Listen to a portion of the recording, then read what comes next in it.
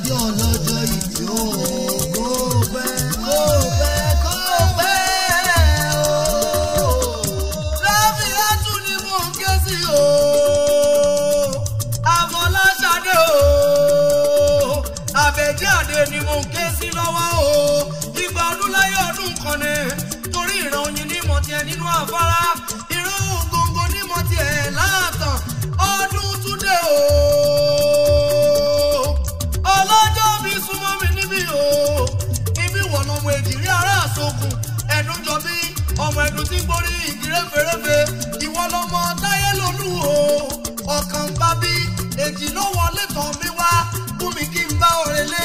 Kìmí kí n padà lẹ́yìn rẹ̀. Òní lọ́jọ́ bí rẹ̀. Ọdí kì í máa ń bẹ́ o. Àyà Adékúnlé ni mo ké sí o. Àṣe ìṣe túnṣe. Ọlọ́jọ́ ìbí o. Àṣe ìṣe túnṣe. Ọmọ èjì rẹ̀. Bí a bá ṣe yìí tán. Ṣadé. Àwọn ṣe mí sí.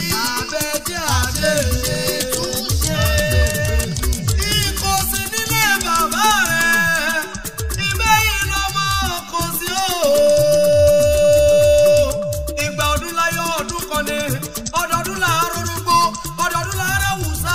Ọdọọdún làárọ̀ mọ̀bì lórí àtẹ. Ọdún yìí oníjà ṣe mọ́. Ibi wọn lọ fẹ́ wọn níjẹ̀ gbúgbó. Ilé ọkọ rẹ̀ yá o. Ibà wọn lọmọ bèjì gbalẹ̀ ń pàtà. Àwọn lọmọ bèjì o. Mo ní mo kí ọ délédélé o. Ìwọ lọmọ kò sí kétu.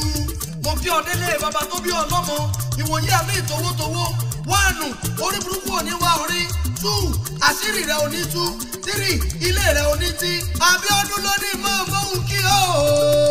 Ó ní òjòjò ní sọ́wọ́ kó má nájà o. Iná onítọ́wọ́ rẹ̀ ojúmọ́ ni mọ́. Kí balùwẹ̀ ọmọ mú mi. Ojúmọ́ ni mọ́. Kákítọ́ mọ̀ gbàre. Ojúmọ́ tó mọ̀ lẹ́ni. Ìrì awọ́ wálé. Ọmọ awọ́ wálé. Owó awọ́ wálé o. Ẹyin tí Olódùmarè lèmi jẹ́. Olóòtú ètò bó ṣe ń lọ lábala ànira lórí Orísun ní kí ọ. We are all saying happy birthday to you.